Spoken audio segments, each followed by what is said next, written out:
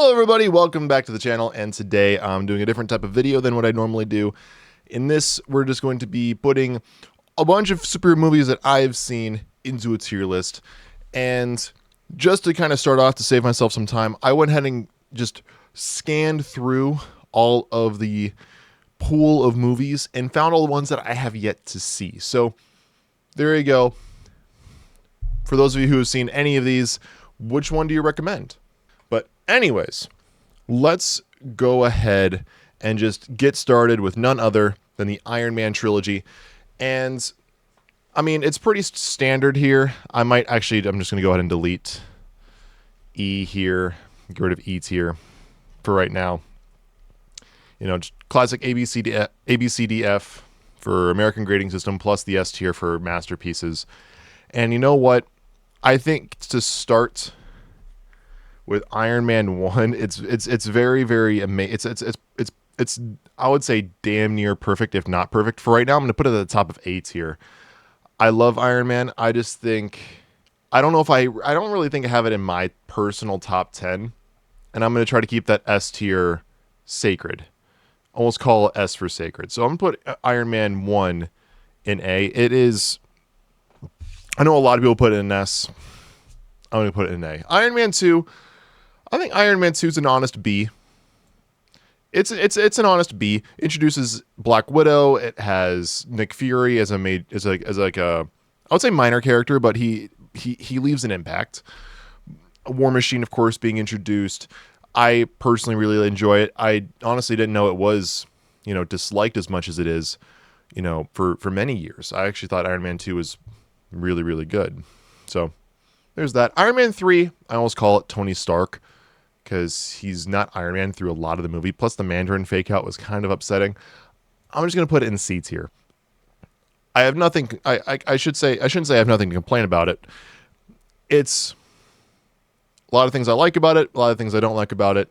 This cover, as well as the one where it's like Tony Stark falling in like the Iron Man suit, they go incredibly hard to the posters. Not my favorite of the Iron Man movies. The Edward Norton Incredible Hulk. I love this as a Hulk movie. I love it as Edward Norton is just fantastic. I don't think I've ever seen a movie I didn't like Edward Norton in, particularly like Italian Job, Fight Club, of course, Hulk. But I can't get past the mechanic of the heart rate monitor. So for those who have never seen this movie, it's not Hulk's anger, or it's not Bruce Banner's anger that turns him into the Hulk. It's his heart rate going above 200 beats per minute. And they promptly dropped that concept going right into the Avengers. That being said, you exclude that. I give it a solid like low B, high C tier. I might drop this down into like a C plus or keep it at a B minus. Generally speaking, I'm going to try to keep my higher ups within each tier closer to the left, and my lower ones in a tier closer to the right. Not going to be a perfect system, but I'm going to also be looking to do that. Thor 1. I think Thor 1 I'm going to honestly put so far at the top of my B tier, because Thor 1 is super underappreciated. It is honestly pretty dark at times. I love Tom Hiddleston in it. Chris Hemsworth dyed his eyebrows blonde, as well as it looks like, honestly, I didn't know it was Chris Hemsworth. It looked so odd when I watched it for the first time and like realized, oh wait, this is the same actor as Avengers and Thor 2. It's the same actor. It just, why his eyebrows are bleached. Probably the most forgettable MCU movie until Endgame has to make it somewhat relevant. Yeah, it's going in D tier. You're going to enjoy it, but it's not going to be rememberable. But Thor 3, on the other hand, I'm putting that up in A tier. I know a lot of people have a problem with the Taika Waititi direction style. I think Taika Waititi is a great director. Get him away from superhero movies after Thor Ragnarok, because Thor Love and Thunder is going flat F tier. And so what makes Ragnarok so great and Love and Thunder so horrible, despite both being directed by the same person and theoretically having like the exact same approach, is that Ragnarok still had heart. You have the Thor and Loki elevator scene, and that's what always my go-to with Ragnarok is having that elevator scene between Thor and Loki is so important for still making Ragnarok a film with heart. Love and Thunder is just bad joke after bad joke after bad joke, and the only redeeming factor of that movie is Christian Bale as Gore the God Butcher. And they did Christian Bale so dirty. I hope Bale like really wants to do another MCU movie. Maybe he comes back as Gore somehow. I don't know how that would happen because he was awesome as Gore. Or just comes back as another character, even an animated character or just a voiceover would be great. Anyway, Love and Thunder is one of, if not the worst MCU movie ever. One of the worst superhero movies ever made. But Ragnarok is very, very fun and does a great job. Next we have Captain America, the First Avenger. And I gotta say, I'm putting this one up in A tier as well. I personally love the First Avenger. It's a movie I honestly watched on repeat a lot in kind of that like 2012, 2013 time frame because it was just on my iPod. Yes, you heard me right. iPod was it? I used my dad's a lot. He had a third generation. I had a fourth generation, but my fourth gen was like always buggy.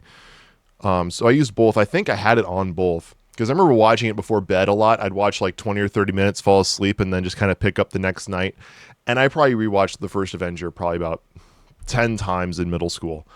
And it was, I enjoyed it thoroughly. But The Winter Soldier is going to be my first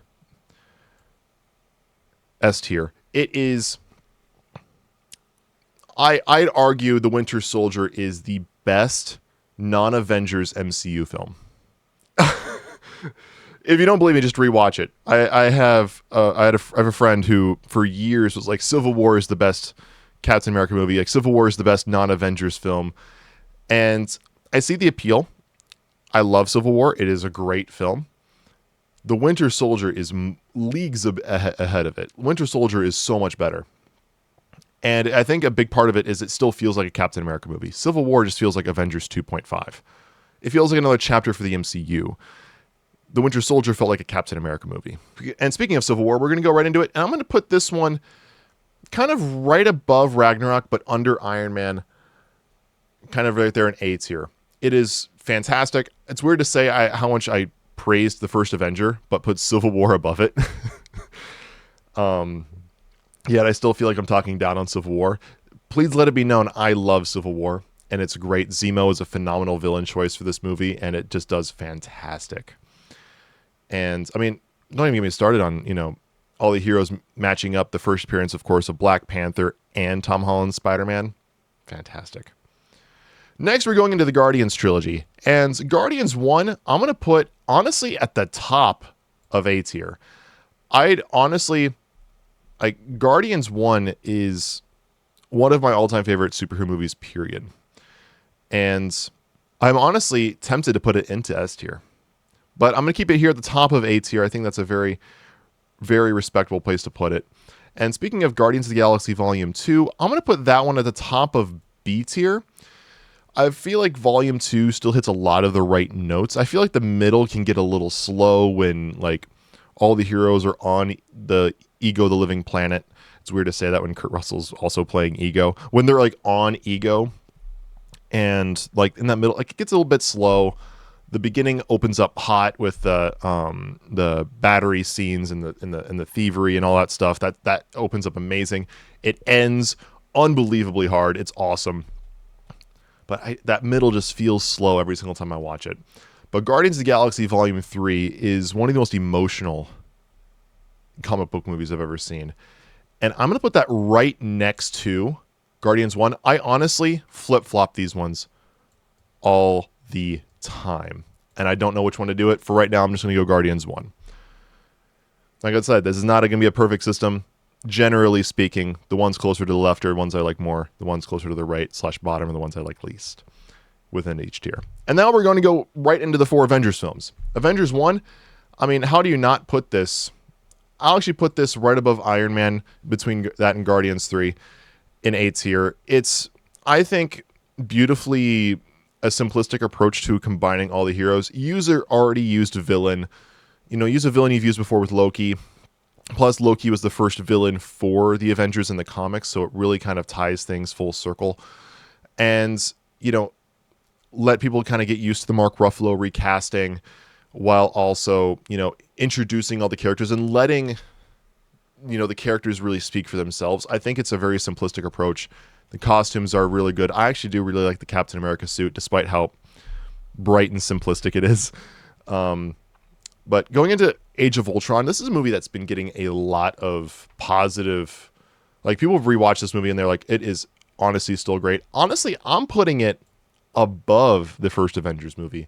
I think it takes everything that the first Avengers brought, but it actually was able to build on it because the whole concept of team-up superhero movies and the crossovers was, that wall had been broken. So with Avengers Age of Ultron, they're actually able to build up on it beautifully.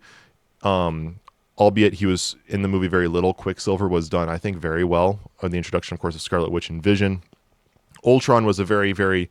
What's the word I'm looking for? He was a very interesting and very... captivating, that's the word, captivating villain. And I'm glad to hear he's coming back for Vision Quest, I think it's what it's called. It's the White Vision from WandaVision. His show or movie or whatever it is. They're bringing Ultron back. James Spader confirmed to voice the role. Yeah, Age of Ultron, I'm putting slightly above the first Avengers movie. Now we're going into Infinity War and Endgame. Infinity War and Endgame, I'm putting both in S tier.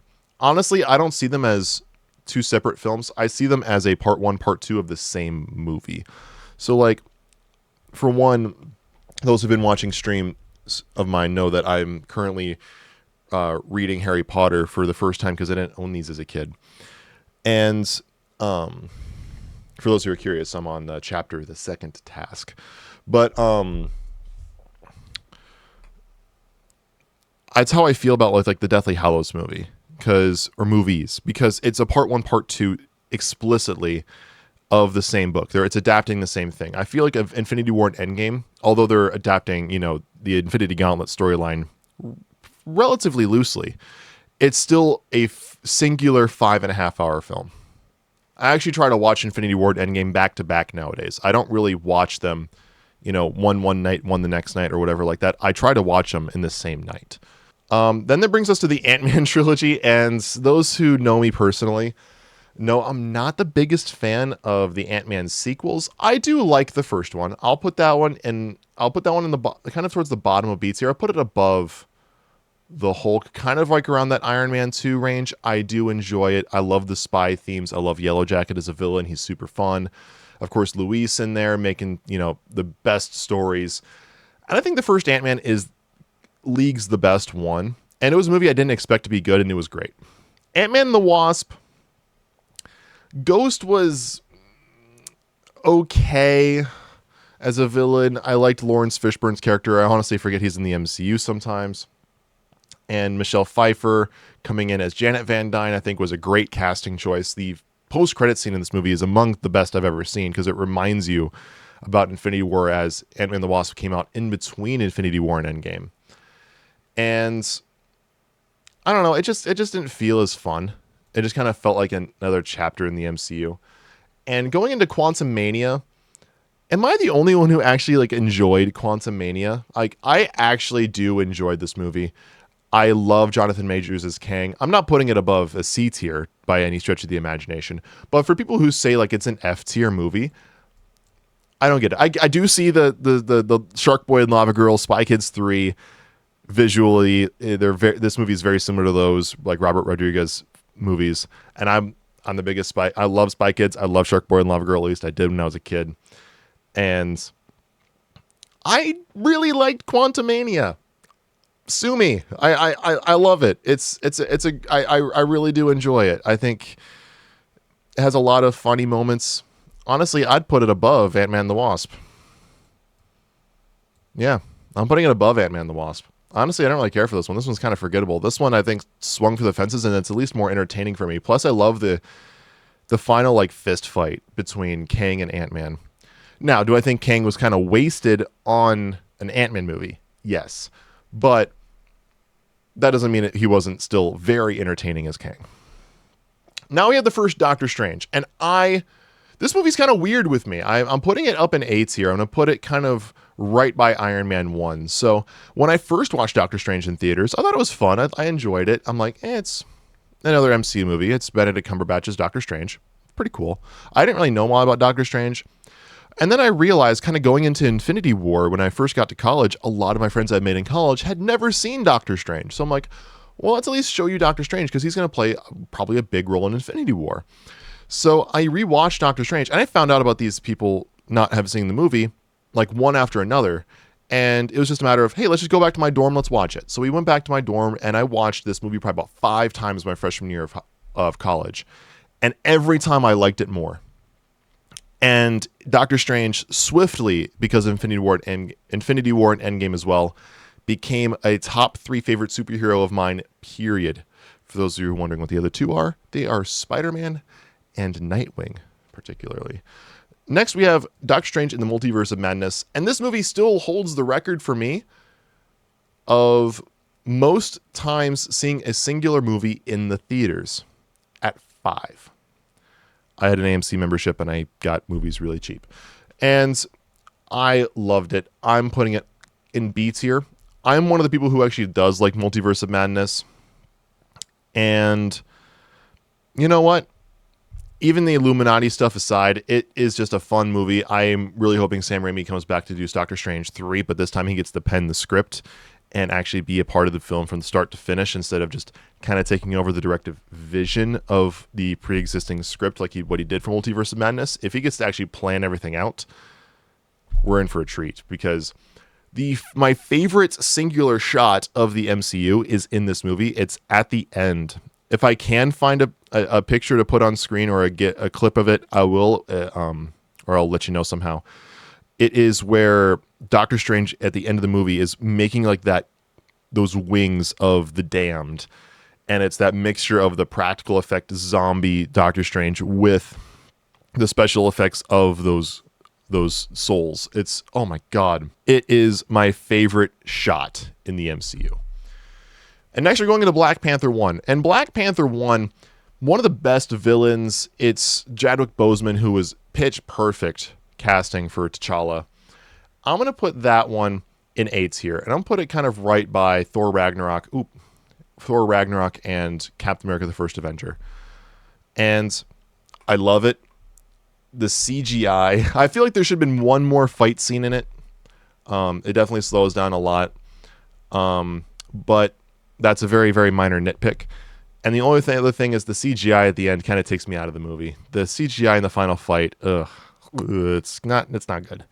That being said, the story is leagues above a lot of other films, and I absolutely adore the first Black Panther movie. And Black Panther 2 is still really good. What I loved about Black Panther 2 is that there's a couple of like MCU style jokes, like where M'Baku calls, what's her name? Michonne from Walking Dead, Okoye. Where M'Baku calls Okoye, you bald-headed demon. That's like the probably like the funniest joke in the movie, and it's a really funny joke. But I liked the movie in that it actually brought a serious tone to the MCU, which was at this point in 2021, right? Or 2022? 2022. It was a breath of fresh air, in my personal opinion. And yeah, Wakanda Forever, I'm putting that one, I'm going to put it towards the top of B tier. I'll put it kind of by that like Ant-Man 1, Iron Man 2 kind of position, because I did like Namor. I also thought it was powerful having both Angela Bassett's character, Queen Ramonda, as well as T'Challa be dead. I thought they respected Chadwick Boseman very, very well with how they handled killing off T'Challa. It was very simple, very elegant. And yeah, it's sad to hear that. I think Letitia Wright, who plays Shuri, is no longer going to play the character. So it's kind of weird that they kind of bring a new Black Panther in without bringing in a new Black Panther. So it really kind of ends the Black Panther movies, from what I've understood. Or maybe my information is bad and my sources are wrong, but that's what I've heard. Next, we have the Captain Marvel movies, and I'm going to keep this very, very simple. Captain Marvel 1, I'm putting in D tier. It hits a couple things right, in my personal a couple things right in my personal opinion when it comes to how a superhero movie should feel, but at the same time, I just don't care. And with the Marvels, I actually enjoyed this one more. I think it would be at the bottom of C tier. Honestly, I'd probably put it just in between Ant-Man's 2 and 3. It's mostly just because of Iman Vellani's Miss Marvel. Honestly, I don't care about Photon. I felt like their chemistry at least the very beginning was kind of iffy. The villain is unbelievably forgettable. I don't even remember her name. But it was still a fun ride, and yeah, Iman Vellani, Miss Marvel carries hard on this movie. Next we have Black Widow, and a movie that honestly I felt sounded better on paper. I can't forgive them for ruining Taskmaster in this movie, although this is my introduction to the actress of Florence Pugh. She is phenomenal as Yelena. I really liked what's his name?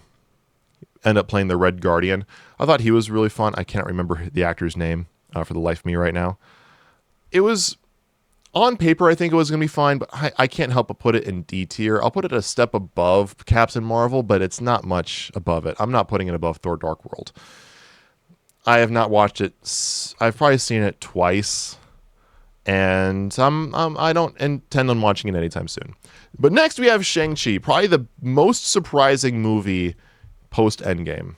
In terms of, like, everyone just kind of wrote it off, and then it comes out and it just blows everyone away. And I'm going to put that towards the top of A tier. I want to put it kind of right next to Doctor Strange. And it is one of my all-time favorites out of the MCU, especially. It's probably top 5 post-Endgame MCU movie for me.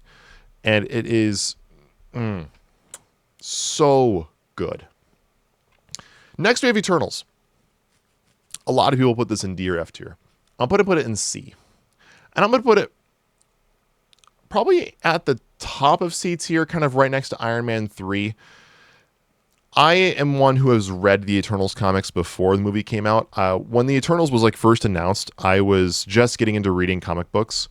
And I'm like, ooh, I want to actually kind of start reading stuff that's coming out by Marvel. And actually like read up on these characters and get a little bit of a gist of what they're like. So when I go to see the movies, I can actually kind of maybe see a few of the adaptations. And when it came to the Eternals, that was one of the first ones I picked up because it's the start of a new franchise in the MCU, which is now, of course, dead because they've canceled anything to do with the Eternals moving forward. And so I remember like picking up Neil Gaiman's the first paperback trailer of the Eternals, reading through it and being like, this is really interesting. I really like this. I love the idea of the Eternals. And then the movie comes out, and I'm pleasantly entertained by it. I thought it was really, really fun. I loved seeing a lot of Game of Thrones characters and the Game of Thrones composer come back. So it had that very like Game of Thronesy sort of tangential feel to it. And plus the best visual speedster we've ever had in a live-action film with Makari. Icarus was pretty cool. I did see the Man of Steel inspiration there. Of course, Angelina Jolie is in it, and Brian Tyree Henry, who, fun fact, voices Jefferson Davis in the Spider-Verse films, and he's Lemon in Bullet Train, which is a phenomenal movie in itself. But anyway, yeah, Eternals, I think, is heavily overhated, but I get the hate at the same time. It's weird. Next, we have Werewolf by Night, the first of 2 holiday specials. And this is a staple for me now every single Halloween. And it's kind of weird to rank it, so it's going to probably feel a little bit odd. I'm just going to put it in a solid B tier, kind of right by Thor 1. And that's really just because, again, it's a 1-hour special. It's hard to rank against 2 to hour and a half to upwards of 3-hour films. And eventually 4-hour films, because we're not doing just the MCU in this video. So, yeah. That's generally how I feel about Werewolf by Night. I'm actually going to zoom out just a little bit. Probably should have been zoomed out this whole time. Next, we have the Guardians Holiday Special. And I'm going to kind of put it in the same spot. Honestly, these two are even for me. Holiday Special is going to be a staple for me every Christmas now. I love how they're only about an hour long because it kind of fits well with a lot of the animated holiday movies like How the Grinch Stole Christmas or things like that, where they're not as long as like even hour and a half movies. And now we're going into the very topical Deadpool trilogy. And with Deadpool and Wolverine, which is the newest movie in this pool. This does not have Joker fully due. I've heard the bad reviews. I have not seen the film. I still plan and fully intend to watch it at some point, whether it's in theaters or on streaming. But Deadpool and Wolverine will be the newest film in this pool. Speaking of pool, Deadpool 1, I think Deadpool 1 should go in S tier. It is, I think, a perfect superhero movie. It is unbelievably hilarious. Fun fact, I watched this movie for the first time with my parents at the age of 17. Yeah, that was a fun experience. I knew that the character was raunchy. I wasn't expecting that raunchy. And Ryan Reynolds is pitch perfect as Deadpool. There is no other one. No one else could ever play that role. I argue that Ryan Reynolds possibly could be the most perfect comic book casting as Deadpool, even more than like RDJ for Iron Man or J.K. Simmons for J. Jonah Jameson. You could argue Ryan Reynolds as Deadpool is the most perfect comic book casting ever made. And with Deadpool 2, I'm going to put it at the top of B tier, kind of right above Guardians 2. I feel like that's a very respectable place for me to put it. It's just more Deadpool in terms of it being a sequel, but it actually does continue the story pretty decently. But Deadpool and Wolverine kind of splits the difference in my personal opinion. It's right there in the middle for me. I'm going to put it kind of right by Guardians 3. And the reason I'm not putting it higher is I did rewatch it when it came out on streaming for the second viewing of it that I had. I only watched it once in theaters. And because the movie has a lot of reveals and it's very much a tribute to the non-MCU Marvel films from the late 90s through mid-2010s, it's, I think, takes away from it being a Deadpool 3, which is what I more or less wanted it to be, a Deadpool 3 with Wolverine. And it was really just Deadpool and Wolverine, which, to be fair, is the title of the movie. It was still being a lot of times advertised as Deadpool 3. And it is not a Deadpool 3. There are some elements that kind of lean it towards Deadpool 3, but not really. That being said, it is still phenomenal. It is hilarious. I love it. I loved the rewatch. A lot of moments still hit just as hard, like Wolverine pulling down his iconic mask, and a lot of the jokes still hits. It still has heart with this version of Wolverine. This is not the same version from like Logan and the other X-Men films. This is an entirely new Logan Wolverine we've ever seen. Having him be the worst Wolverine to having him be, highly respected and, really kind of redeems this version of the character, which is still introduced in this movie. It still does phenomenal. But anyway, we need to move on. We got a lot of movies to get to. Spider-Man Homecoming, we're going to go into all the Spider-Man films. Yes, all of the Spider-Man films outside of like the 1970s one, which is like somewhere in here. Spider-Man Homecoming, I'm going to put as a B tier. I'll put it kind of right around Guardians 2. I think that's a pretty respectable place for it. I really love the Vulture in it. Michael Keaton is one of my favorite actors. It, I think, does a great job of not being an origin for Spider-Man, but still being the first movie of a trilogy. And kind of going into Far From Home, No Way Home makes this movie better because one thing I didn't expect the MCU to do, and No Way Home more or less confirms it for me, is that they drew that kind of origin of this, particularly the with great power comes great responsibility side of Spider-Man's origin, across 3 films, as opposed to the first 20 minutes of the first movie. And so at this point, Peter Parker has yet to get that speech. He has yet to really get it. There wasn't an Uncle Ben in this version. And it wasn't clear until the third movie that he never really had the Uncle Ben moment. So Far From Home is actually made better in my eyes after No Way Home, where before I would actually probably put this in low C or high D tier, because the entire plot of the movie for Peter Parker is that he's running away from the responsibility of being Spider-Man by going on this European field trip. Where this version just hasn't had that lesson taught yet, even though he's been Spider-Man for a number of years. I still don't think it's as good as Homecoming, but I'm going to put it kind of down here by the Thor 1, Iron Man 2 kind of put it right in between there. And the main reason for that is I love Jake Gyllenhaal's Mysterio. Mysterio is one of my favorite Spider-Man villains. I don't know who my favorite all time is, probably Dr. Octopus. But Mysterio, excuse me there. Mysterio is done very, very well. I remember watching this with my buddy when the movie first came out, and that whole scene, like the whole like trippy scene where Mysterio's like doing all those illusions on Spider-Man when he's revealed to be the villain, is so well done, and I love it. So Far From Home, middle of B tier. And then we're going to close things off with No Way Home. And this might be a controversial pick. I'm putting No Way Home in S tier. And it's really because it captures the legacy of all of the Spider-Man movies up to this point, while still being its own Spider-Man movie. I think No Way Home, actually getting that Uncle Ben moment this time with Aunt May dying and giving the with great power comes great responsibility, I think was a very appropriate twist on the origin and the mythos of Spider-Man, in that we didn't get Uncle Ben in this version. Uncle Ben's name has not been mentioned yet. The only reference to Uncle Ben this entire time has been in Far From Home, where Peter Parker uses luggage that says Ben Parker. That's the only reference to Uncle Ben we've ever had up to this point. So actually to hear like Uncle Ben said it the day he died, and it's like, oh shit, that was the moment. That's it. Boom. Plus you bring back all 5 of the original villains, and you bring back Tobey Maguire and Andrew Garfield in a beautiful way that fits the story, that doesn't just feel like a fan service cameo. There's moments where it kind of does, like where Andrew Garfield first takes off his mask and he's quiet. There's like the whole movie's like quiet for 5 seconds. It's like, almost like cue the shock track. But anyway, No Way Home, you can fight me. It's an S tier. And then we're going to go into the Raimi trilogy, the first non-MCU movies.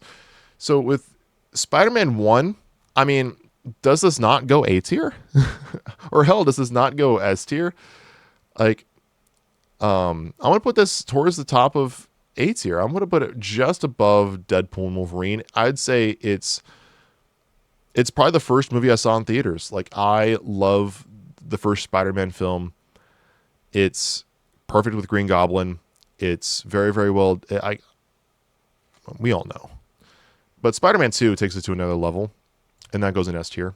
Doc Ock is the best Spider-Man villain we've had on, the live action screen. Having the whole, like, Peter's losing his powers. He's having that midlife crisis, that web block, as it's referred to later. It is incredible. The movie hits unbelievably hard. But Spider-Man 3, memes aside, I know a lot of people nowadays have been loving on this movie. Venom destroys this movie, and I will never not say that. Venom ruined this movie. And I'm going to put it at the bottom of B tier. And that's strictly because every other aspect of this movie is fantastic. Spectacular. Amazing. Ultimate, if you will. That doesn't really work as well. But Venom, it doesn't work in this movie. You have to drop Venom out of it. Make it about Sandman. Make it about Harry Osborn. Don't use Venom. Although the Venom theme musically and the posters go unbelievably hard, that's the best part of Venom when it comes to this movie. Next, we have The Amazing Spider-Man 1. And controversial pick, I'm putting it above Raimi's Spider-Man 1. And here's why. Here's why I'm putting The Amazing Spider-Man 1 above Raimi's Spider-Man 1. It's a better origin for Peter Parker, and it's, I think, a better version of Peter Parker in terms of writing. You can argue all you want about Tobey versus Andrew, but in terms of writing, this is a better Peter Parker. And the reason that he's a better Peter Parker is that he's smarter. It is explicitly made clear in interviews with Tobey Maguire and Sam Raimi that they did not make that version, this is Tobey's version, of Peter Parker super smart, is because we needed him to struggle, and if he's that smart, he should have no trouble getting a job. Makes perfect sense. Like, that's no sarcasm. It makes sense. So that's why they went for organic webbing. in the Raimi trilogy. With this version, Peter Parker gets to show off that intelligence. He gets to show off that he, his wit is more shown off. He has better quips. I think that Spidey in this version is done a lot. I think he's done a lot better. You can argue about Andrew Garfield versus Tobey Maguire all day long. I think this is a better writing for Peter Parker. Plus, you have the best love interest with Gwen Stacy, and then a very well done Lizard. I think, not visually, I think he should have had a snout. That's just me. But that's a very minor critique. And the suit, sure, it looks like a basketball. I love basketball. And yeah, I absolutely adore the first Amazing Spider-Man movie. But Amazing Spider-Man 2, it's too much. Best suit for Spider-Man in live action, no doubt. One of the best soundtracks for Spider-Man, no doubt. I'm not putting it F tier. I'm just holding it here for right now. So I'll put it over here. It's... I'm going to put it in kind of right by Spider-Man 3. There's just too much going on. Just how Venom inflated this movie, they inflated this. They bloated this movie with other storylines. I think the Harry Osborn stuff and Amazing Spider-Man 2 just felt unnecessary. This entire movie is supposed to be set up for what was going... Excuse me. This movie was supposed to be set up for what was going to be another setup movie for a Sinister Six film. Like, I love the ambition by Sony, but this was probably, other than the Spider-Verse films, the beginning of Sony's downfall. Venom, honestly, I'll probably put Venom 1 probably still there at the bottom of B tier. I'm probably going to put Hulk way down at the bottom of B tier, put it above Hulk. It's fun. It's a unexpected comedy. I think the first Venom hits this beautiful chord of serious and funny, and something that Venom 2 couldn't quite hit again because they leaned too hard into it. But Venom 1 was just done very well in that regard. I love how Eddie Brock is always like sweating and like uncomfortable the entire movie. He doesn't really have that like superhero suit because, well, Venom's the suit. But yeah. Anyway, next we're going to do Venom Let There Be Carnage. And for this one, we're going to put this into C tier. And the main reason for putting it into C tier is because, well, it's just not as entertaining. Although I do stand by the Woody Harrelson casting for Cletus Cassidy. I thought that was really, really fun. Morbius, Morbin all over the place, making the more $1 billion. It's Morbin time. All the memes aside, I didn't mind it. I really didn't. I'll put it at the top of D tier. It's the first scene where Morbius truly shows up as the vampire on that carrier was honestly really well done. And the villain was very forgettable. I shouldn't say forgettable. He was very non-imposing. The Matt Smith, I don't remember his name because they always got his name wrong. But yeah, it just wasn't a great movie, but I don't think it was as bad as people made it out to be. It's a fun hour and a half, 2 hours, chuck some popcorn at your face and have fun. Madam Web, though, Madam Web is an atrocity, and it doesn't even deserve D tier. It's an F tier. It's boring. It's bad. It doesn't even make sense. The timeline doesn't make sense. The best scenes are dream sequences. It's bad. But good news, because we're going into the Spider-Verse. And shocking, the third Spider-Man movie in a row to find its way into S tier. And you know what? Just kind of going to lump it together for right now. Across the Spider-Verse is right there with it. I'm going to see the Spider-Verse movies really as one continuous movie. Just because it's really like Into the Spider-Verse and then a part 1, part 2 finale with Across and Beyond. The titles are perfect. I think these movies are going to be masterpieces in storytelling and masterpieces amongst Spider-Man media, possibly the greatest superhero movie trilogy of all time. And every concept that's introduced with these movies is perfectly executed, like especially the canon events and it plays the whole mythos of Spider-Man on its head. That being said, for people who may be thinking that these are the best movies for Spider-Man fans to start with, or like for new people, I recommend still showing people like other Spider-Man movies, like the Raimi trilogy, or even the Amazing Spider-Man movies, or even the MCU, or even just the Spider-Man animated shows. Show them those first, because this movie is made for Spider-Man fans rather than like people just getting into Spider-Man. There's just so much stuff going on, but that's neither here nor there. Now that we're out of the Spider-Mans, we're going to go into the Batmans. And we're going to start with 1966's Batman the movie. This is the Adam West, goofy, campy, fun movie. You have the shark repellent bat spray. You have the holy, or all those Robin quotes. Honestly, it's hard to rank because it's so distinctly different than everything else in this list. I think I'll just put it at a solid C tier. Do what IGN does whenever they don't know. Just give it, say, 7 out of 10. Give it a safe rating and just put it and move on. Because this movie is just, it's so distinctly different than anything else in this entire list. You have to keep it kind of on its own. And it's hard to rank. But going into Michael Keaton's first bout as the Caped Crusader back in 1989 with Jack Nicholson playing the Joker, I mean, does this not go A tier? Does it not? I mean, I'd honestly put this one, I'll put it right next to Iron Man. It's these two can honestly go like right next to each other. Honestly, I'll do that. I'll do that. And so it's beautifully done. It's weird having Shang-Chi above it. I feel better about that.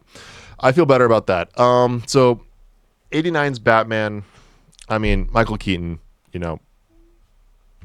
Jack Nicholson, it's fantastic. But Batman Returns, I love Tim Burton movies. I love Beetlejuice. I love Corpse Bride, Nightmare Before Christmas, although that was written, not directed by Tim Burton. This one just goes to Tim Burton-y, so to speak. And I'm just going to put it kind of in between. I'll put it here. I enjoy it more than Spider-Man 3, kind of in this kind of realm. And I just don't like the Penguin. You know what? Danny DeVito is a great casting for the Penguin. I just don't like the creative choices for the Penguin in this movie. I don't like how he's a monster. I don't like that he's not really a businessman. He's a politician. I'm like, I prefer, more like if you were to take Danny DeVito but give him similar writing to the Colin Farrell, or even the is it Robin Lord Taylor from Gotham? I think that was his name. Give him like those writing with Danny DeVito, and you have a perfect Penguin.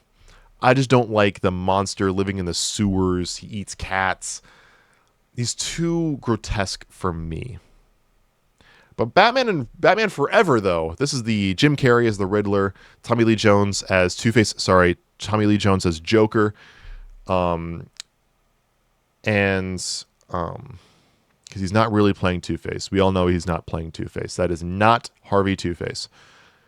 You have Val Kilmer, who's very solid as Batman, and Chris O'Donnell, who plays Robin. I think, neon lighting aside, it is a cross between the Michael Keaton, Tim Burton Batman movies, but bringing in that Adam West campiness. And I think this movie does it okay. It's not great. It does okay. I would put it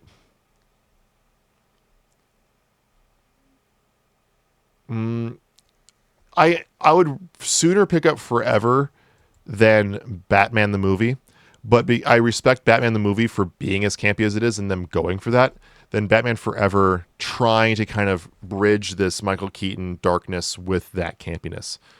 It's the darkest, bright movie you'll ever see. And then Batman and Robin is just flat F tier. The only redeeming, I'll put this at the top of F tier, and here's why I'm putting it at the top of F tier. It's fun to get drunk and watch it. Drink responsibly. But Batman and Robin, if you get drunk and you watch that movie, it redeems it because you just laugh at it. You're not laughing with it, you're laughing at it. And that's the only redeeming factor for me, is you have to have some drinks and just be ready to laugh at it.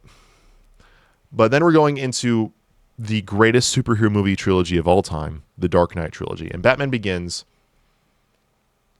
I'm going to put right in between 89's Batman and Iron Man 1. My only critique of Batman Begins is I wanted more Scarecrow. Cillian Murphy as Scarecrow was perfect, and I think he was underutilized. I really wish there was more Scarecrow in this movie. The Dark Knight is the greatest superhero movie of all time, bar none. It's going to sit right there at the top of S tier, and it is not going to move. I don't need to explain why. And The Dark Knight Rises is, I think, the weakest of the three. It's still in A tier. It is beautifully, beautifully done. Bane is really, interestingly, well done. Next we have the Lego Batman movie. Shockingly amazing. I'm going to put it at the top of, like, towards the top of B tier. I'm going to put it kind of around this Far From Home Thor positioning. It's really fun. I don't love Michael Cera as Robin. I feel like as a Robin fan, it just kind of feels a little goofy to me, but yet again, that's what they're going for. So it's got a lot of memorable moments. It's got to sit there right in B tier. Next, we have Joker 1, the Joaquin Phoenix Joker film. Again, Folia Do is not in this. I've not seen it anyways, so I wouldn't properly rank it. But Joker 1, it's so polarizing. It's so much its own thing, you know? And I think as a film in general, because it's really a thriller with a Batman Joker skin over it, you know? And so it's very similar to how Batman 1966 with Adam West, it's so thematically different than everything else in here that it's hard to rank. This one, in terms of it being as emotionally driven and how tonally different it is than every other thing here, it's hard to rank. So I'm going to put it, it's definitely much better than Batman 66. But in terms of my enjoyability, I'm going to put it towards the top of a B tier. When you watch it, it's a trudge. That's the word I'm using, to get through, because you can't just put it on. A lot of these other super movies, even in S tier, you can almost just kind of put on. You know, it's like, oh, what movie are we going to watch? Oh, let's just watch Deadpool. Let's just watch No Way Home. Let's watch Into the Spider-Verse. Let's watch Guardians of the Galaxy 1, 2, or 3. Like, those you can kind of just like impulse put on. You can't do that with Joker. You have to be in the mood. You have to plan to watch it almost with it because of how depressing it is. And that's to its credit. I just think it deserves top of B tier. I think it did deserve the $1 billion in the theaters and like is one of the highest grossing R-rated movies of all time. It's just its own thing. And that leads us into The Batman with Robert Pattinson, and this is S tier. This is Matt Reeves' 2022 The Batman. It's S tier. I cannot wait for the sequel.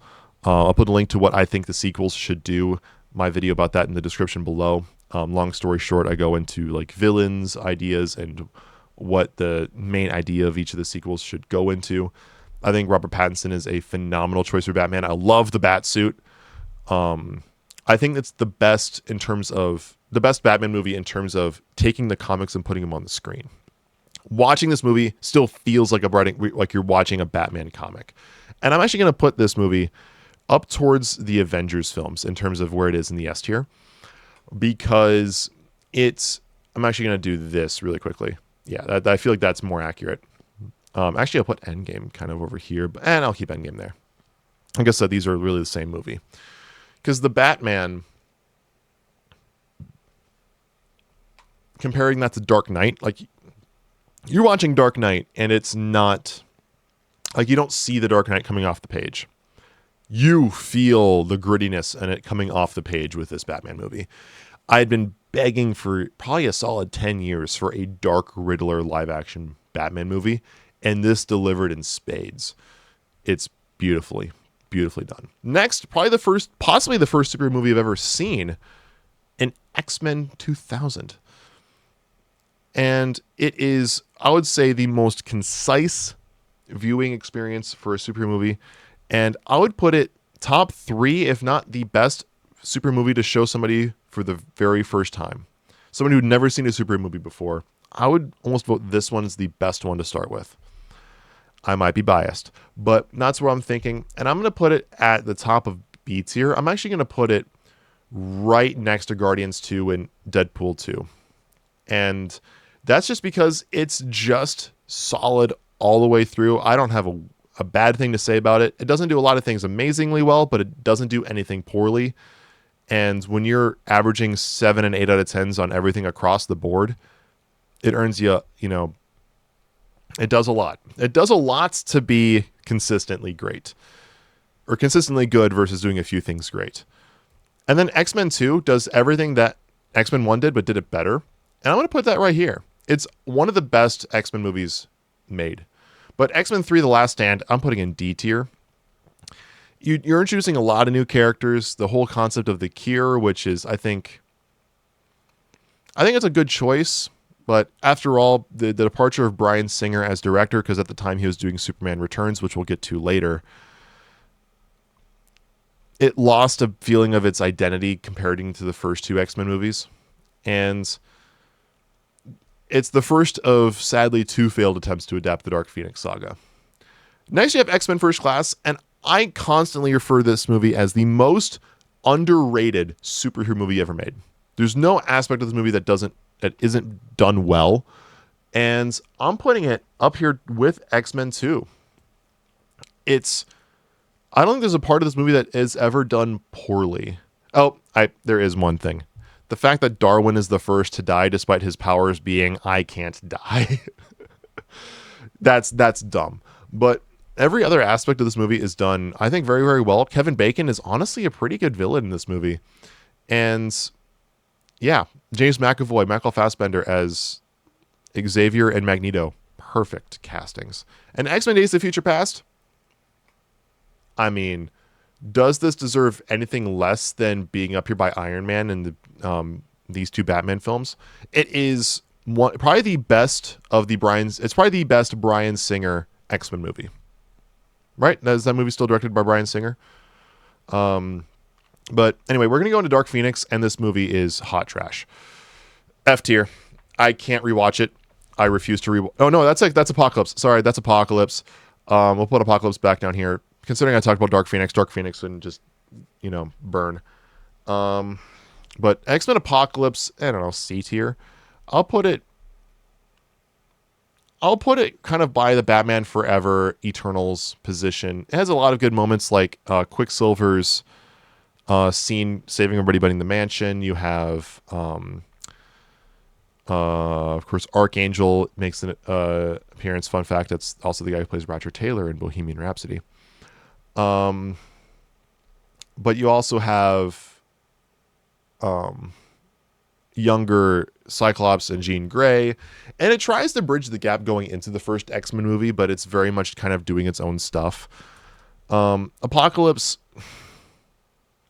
I feel like Apocalypse, after watching the original X-Men cartoon, it was either going to be adapted perfectly or horribly, and this was adapted pretty horribly. Felt like it was kind of goofy, but anyway, that's just me. And X-Men Origins Wolverine, the start of the Wolverine trilogy. I defend this movie a lot. It's still not great. I put it in C tier. I put it towards the bottom of C tier. I'm actually going to put it kind of like right here between Eternals and Quantumania. And the reason I defend this movie is because the story of this movie, I think, is one of the best in the X-Men movies. I love the story that it tells between him and, of course, Sabretooth, which Liev Schreiber's Sabretooth is the superior Sabretooth. I don't want to hear this X-Men 1, Deadpool and Wolverine, that version of Sabretooth. No. Liev Schreiber is the best version of Sabretooth we've ever seen. I love that it kind of goes into that, like, goofiness to 11, but it never feels like it fully acknowledges it kind of feel. Deadpool is butchered in this movie 100%, but Ryan Reynolds, in every scene that it is Ryan Reynolds, is perfect. As a PG-13 Deadpool, if that even is theoretically possible. I know that Once Upon a Deadpool exists. I've never seen Once Upon a Deadpool. But this kind of shows that he can work in a supporting role in a PG-13 context. The Wolverine. This is the one based in Japan with Silver Samurai. And I honestly love this movie. I put it up there with First Class as most underrated superhero movies. And I'm going to put it kind of right there. I'm going to put it in between X-Men 1 and First Class, just because I think it's very well done. I love how Wolverine does lose his healing factor. So it's the first real, like, before Logan, you know, Wolverine doesn't have a healing factor. He does need time to regenerate. And so, he actually doesn't regenerate until the climax of the film, or just before the climax. And of course, you have villains like Viper making an appearance, Hiroyuki Sanada. I feel like I butchered his name. This dude. He's in the movie as a minor villain, and I loved seeing the Nagasaki flashback scenes. It's, I think, very, very well done. And yeah, you should have kept the deleted scene in the movie, because we still had to wait another 11 years after this movie before we got Deadpool in the yellow suit. But Logan, there's no question. I would put Logan honestly above the first Deadpool movie. It's the best of the Fox's X-Men movies, bar none. Logan, beautiful send-off. There's a couple CGI scenes that don't work, like where Wolverine first gets impaled by the tree, like that doesn't really work. The CGI is not that great, and it's going to age poorly, but you don't care because the story is just that good. And then you have the New Mutants, and that can go in F tier and die in a hole. Next, you have Watchmen. And I've been a Watchmen defender forever. Watchmen is probably my favorite graphic novel ever. I love it to death. That being said, the movie, some things are better on the page. But I love how the movie really does literally take the book as a screenplay. And I think the one thing the movie does do better than the book is, instead of having this like weird tentacle alien creature destroying the world, it's just a simple explosion that just looks like a Dr. Manhattan explosion. And so it's very difficult to rank because it takes place in its own universe. The characters are never seen coming in or out of it ever again. So it's very standalone. But I'm going to put it kind of right next to... I do really like it. I think I'll put it kind of... Yeah, I think right here between Civil War and Ragnarok, kind of in this range, I think is a good fitting for it. It used to be my top 10, but with all these other great movies kind of coming out, it's been dropping, and my opinion of it has been changing over time as I'm getting older. And I think it's going to fit nice and snug right here in the bottom part of A tier. And now we're going into more of the DC extended universe, starting with Man of Steel. And I don't care what you say, Man of Steel is my favorite superhero or Superman movie. And I'm going to put it towards the top of A tier. I'm actually going to probably put it in between.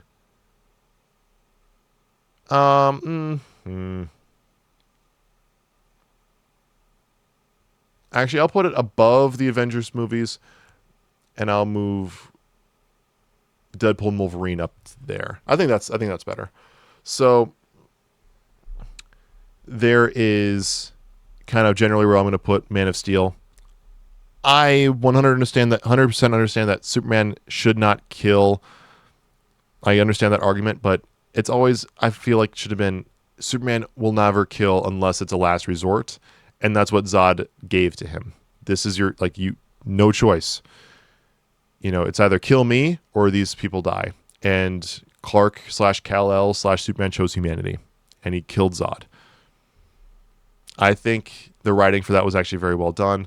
I think the cry and pain afterwards was very, very well done. I will defend Man of Steel for a long time. Probably forever. But Batman vs. Superman, assuming we're talking about the 3-hour cut, the theatrical cut does not work. You have to watch the extended cut.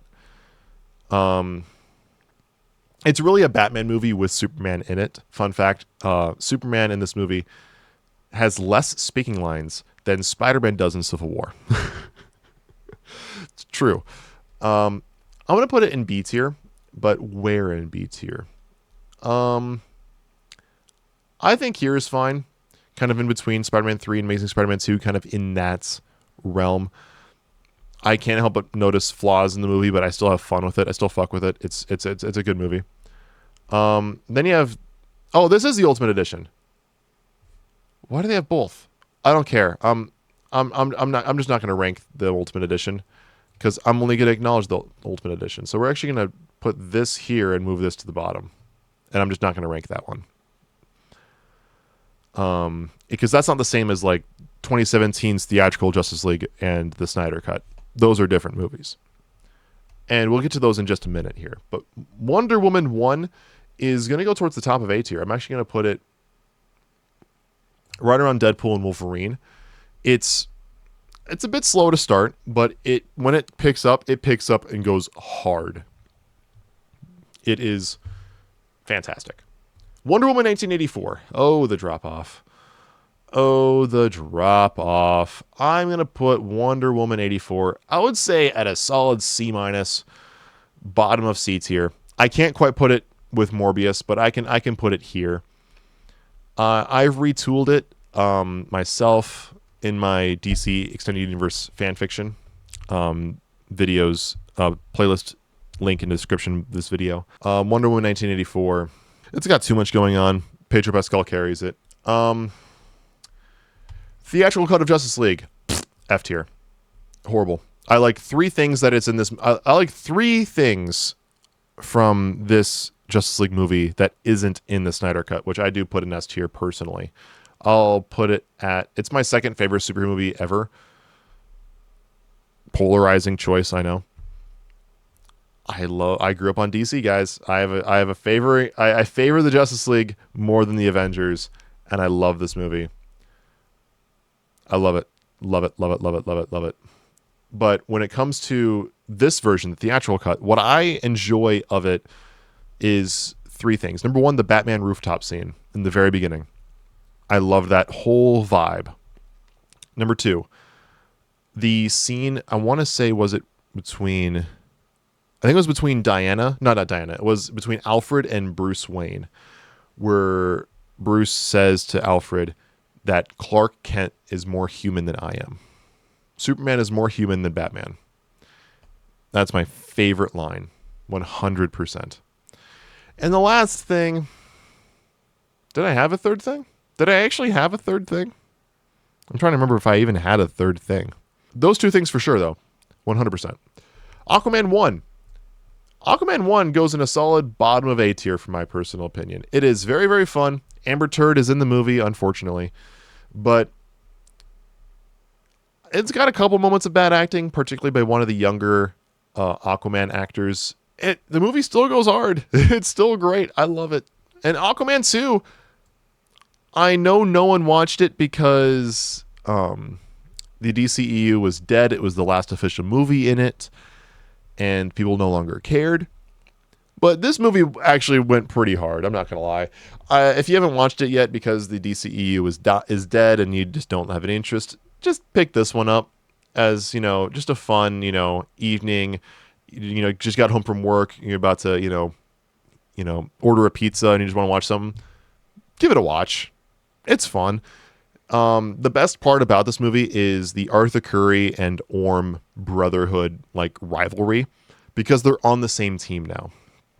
And their banter, as somebody who grew up with an older brother, is absolutely like amazing. I love their chemistry. Patrick Wilson and Jason Momoa. It's great. I mean, I can't put it above a C tier really, but I mean, for people who would actually sit and watch like X-Men Apocalypse or Iron Man 3 on an evening, watch, I think it goes in that same kind of category.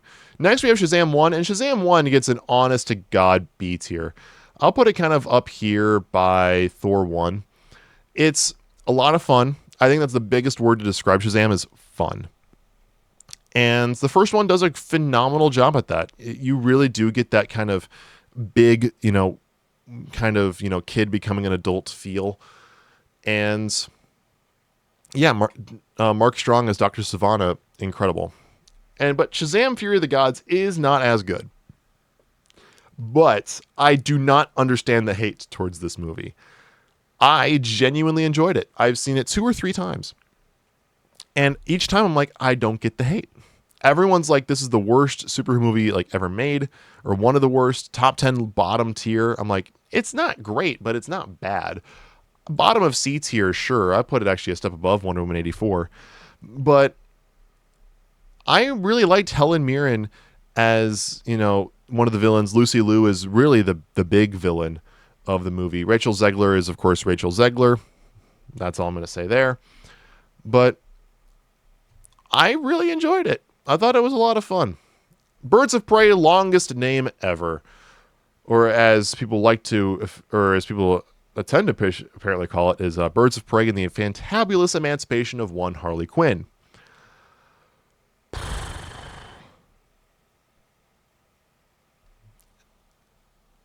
Top of F tier.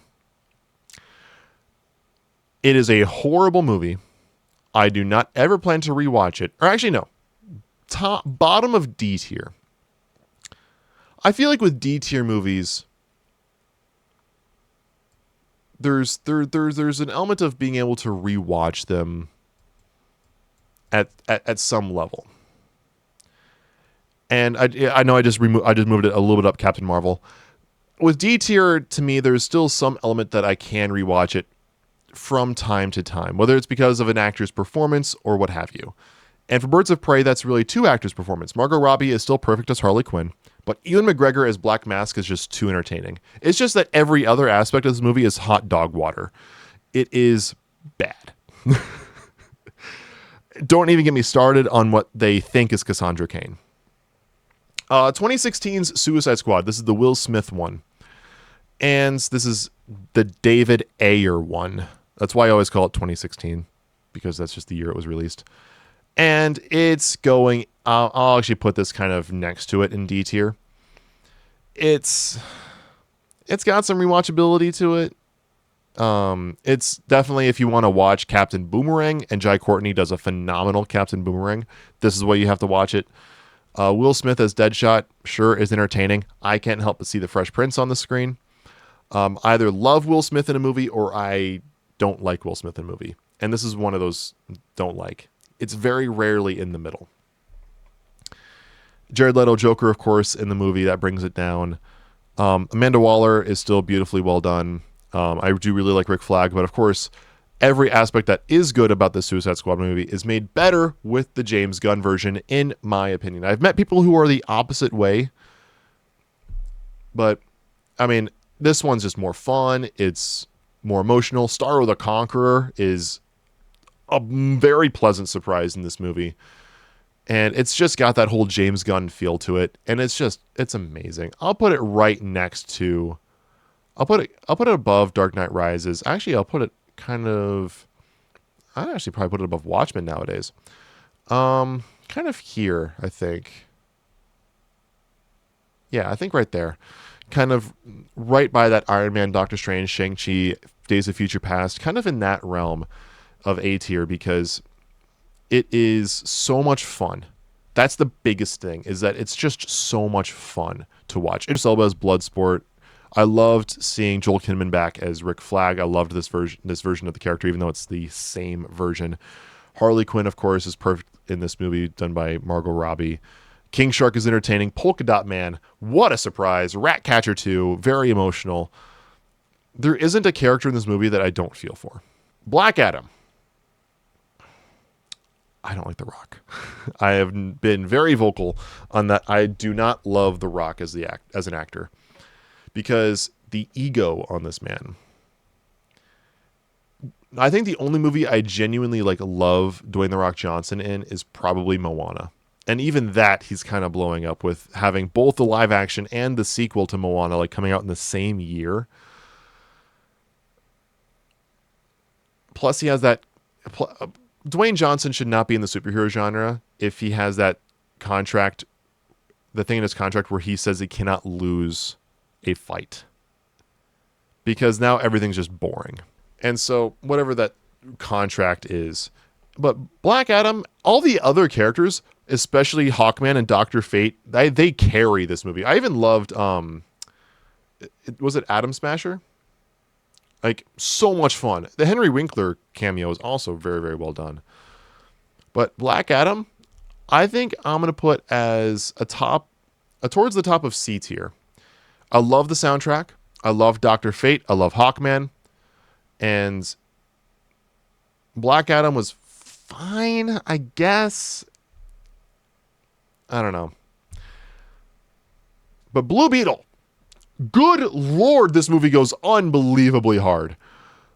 It's the fact this movie flops amazes me, because it is one of the most fun times I've had in the theater. I rewatched this movie so much. It's so good. If you have not done yourself the favor of watching Blue Beetle, do it. Seriously, you are missing out if you do not watch this movie. It is fantastic. Blue Beetle, I'm putting in easily the top of A tier. I'm going to put it above the Suicide Squad.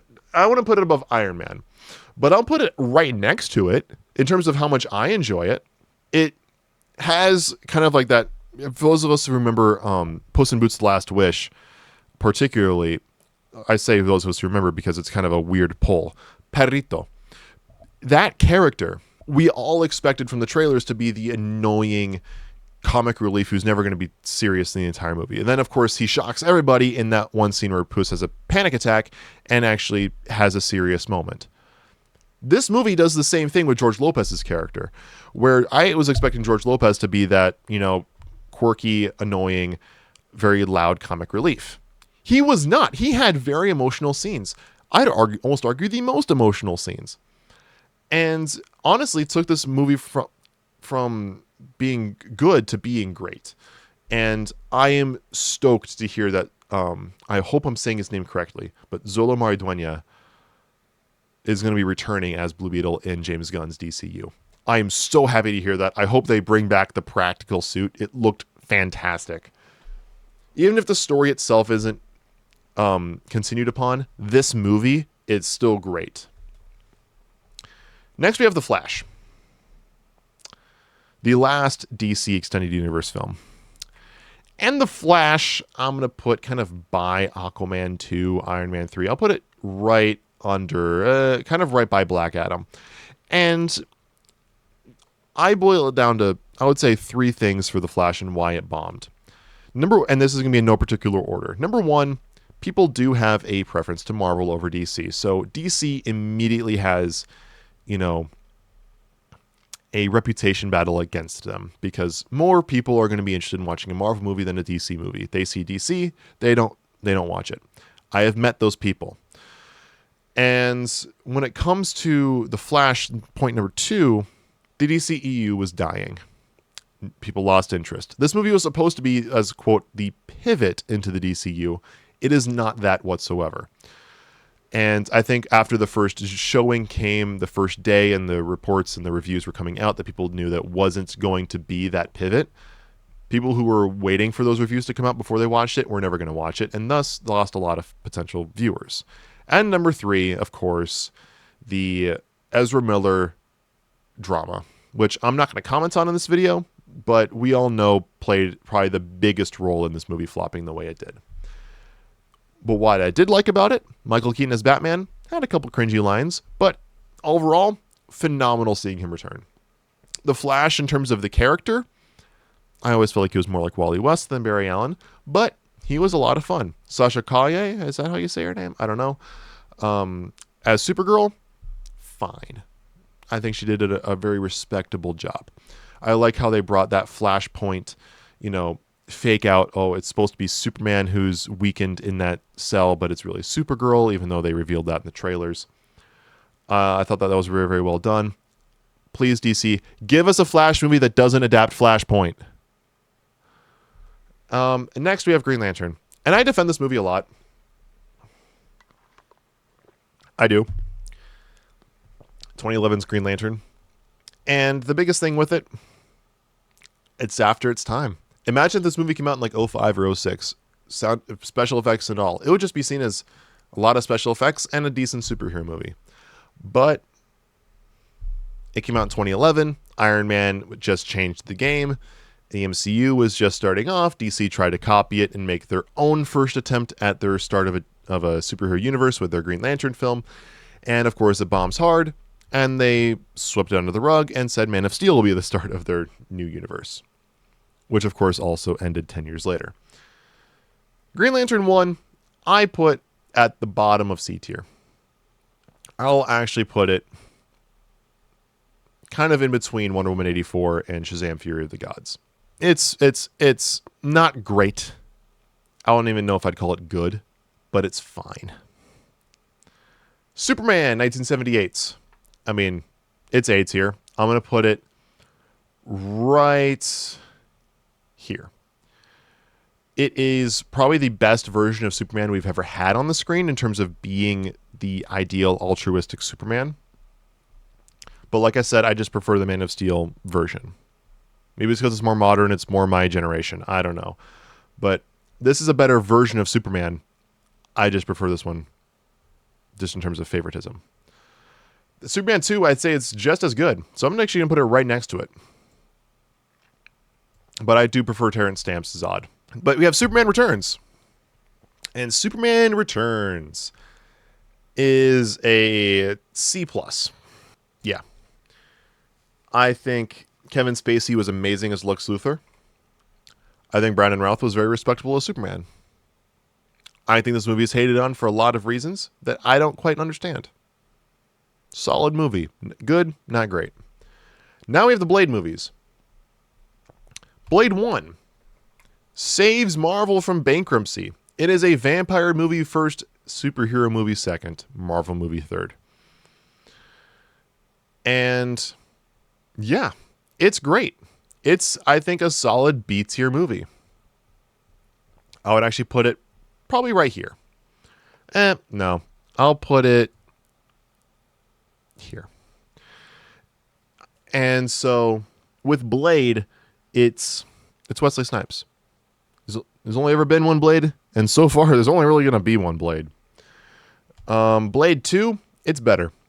But I'll put it just above. Blade 3. I actually kind of liked Blade Trinity. I'll put it in high end of D tier. It's easily the weakest of them. Ryan Reynolds, this is actually where he got the idea to play Deadpool because it was told to him while making this movie that he should play Deadpool. And he didn't know who the character was. And so starting from this movie in like 0304, he then started like really getting into the Deadpool comics, was lobbying to play the character, and then of course got to play Wade Wilson really in Origins Wolverine. And then of course they made that test footage that leaked, and then of course the movie Deadpool 1 was greenlit, and there you go. That's the rest is history.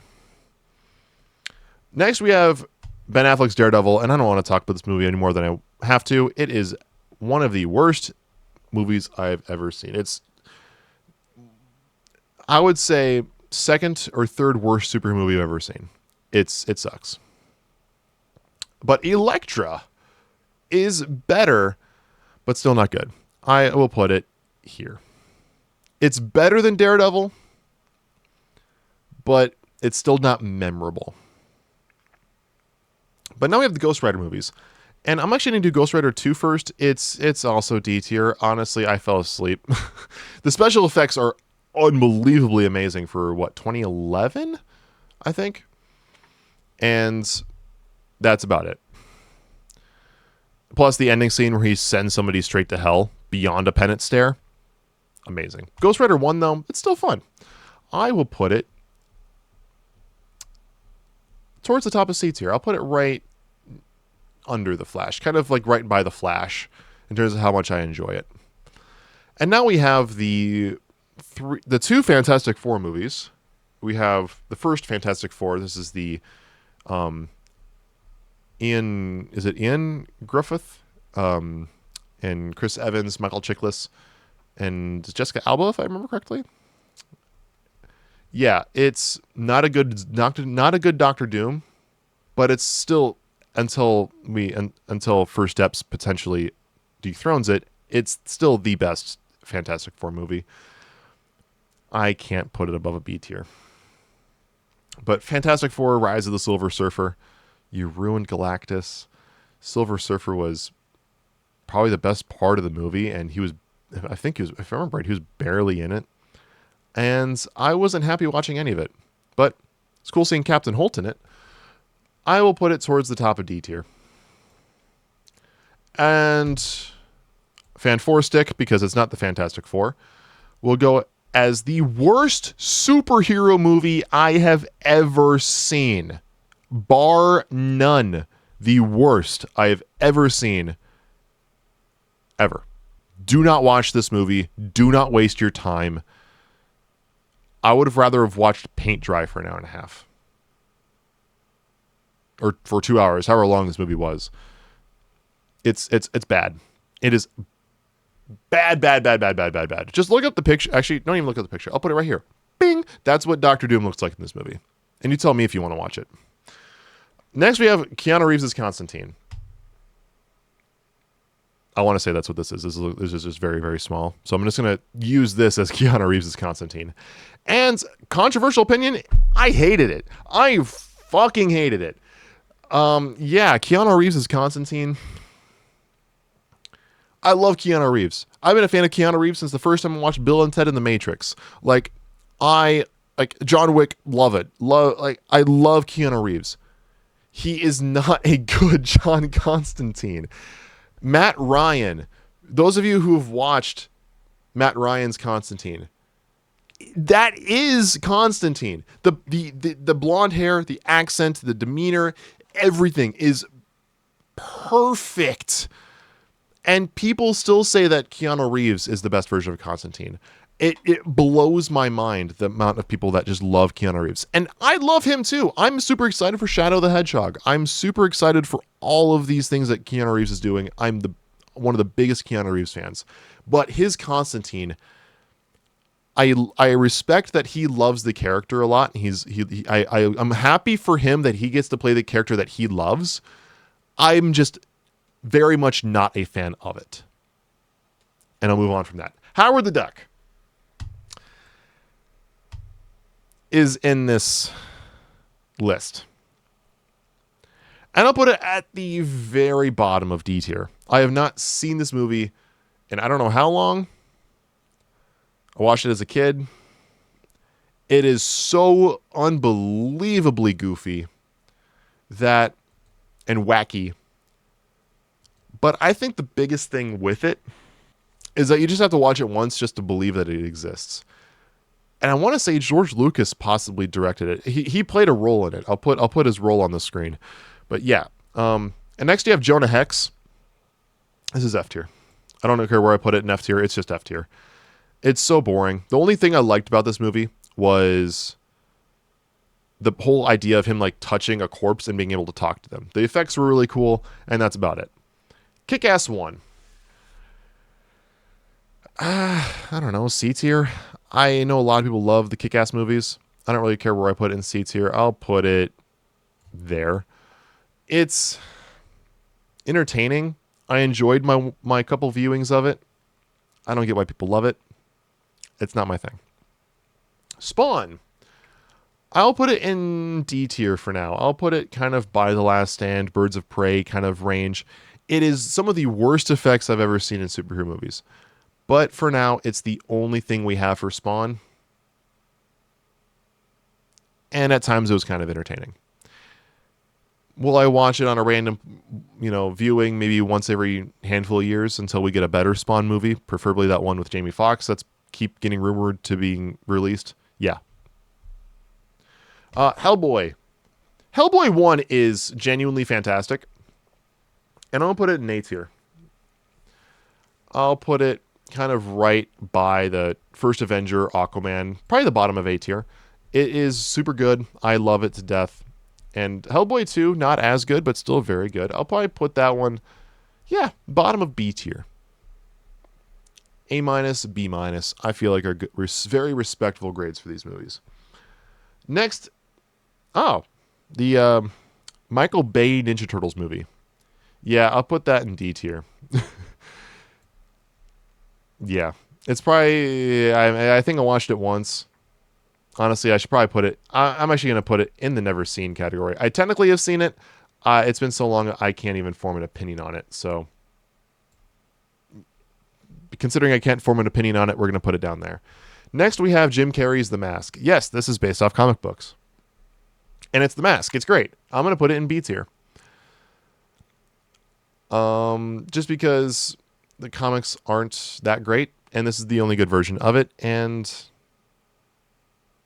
I don't know, I watched it a ton, and I'm kind of numb to it at this point.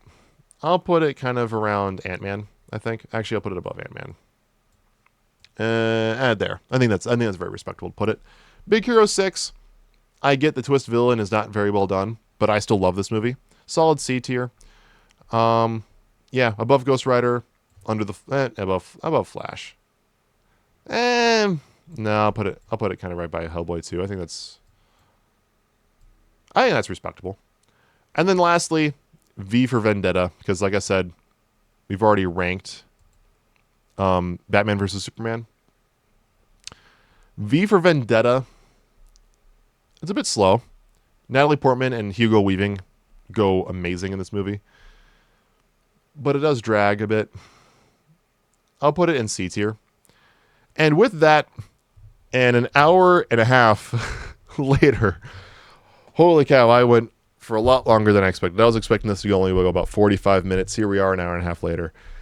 And I'm going to try to keep this relatively uncut. But there you go. There is my tier list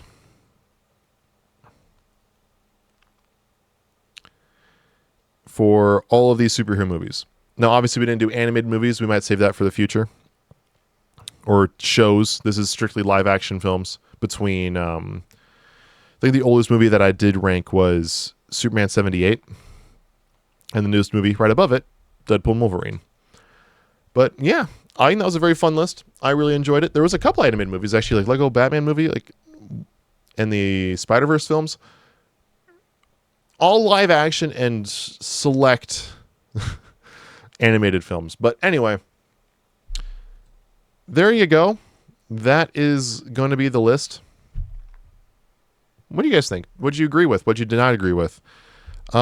Like this video if you made it to this point in the video, because if you made it to this point, I mean, that's an hour and a half. Thank you so much for sticking around and watching. But yeah, everyone have a great rest of your day, and I'll see you in the next video. Bye.